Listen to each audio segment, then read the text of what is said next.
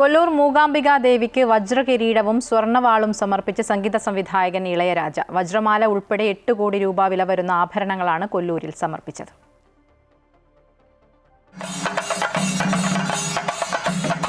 കൊല്ലൂർ മൂകാംബിക സന്നിധിയിൽ വജ്രകിരീടവും വജ്രമാലയും സ്വർണവാളും സമർപ്പിക്കാനെത്തിയ സംഗീത സംവിധായകൻ ഇളയരാജയെ വാദ്യമേളങ്ങളോടെ ആയിരങ്ങൾ ചേർന്ന് ക്ഷേത്രത്തിലേക്ക് ആനയിച്ചു.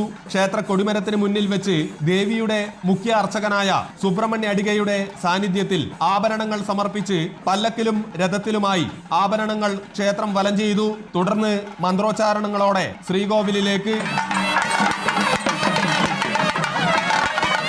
മകനും സംഗീത സംവിധായകനുമായ കാർത്തിക് രാജയും ഇളയരാജയ്ക്കൊപ്പമുണ്ടായി.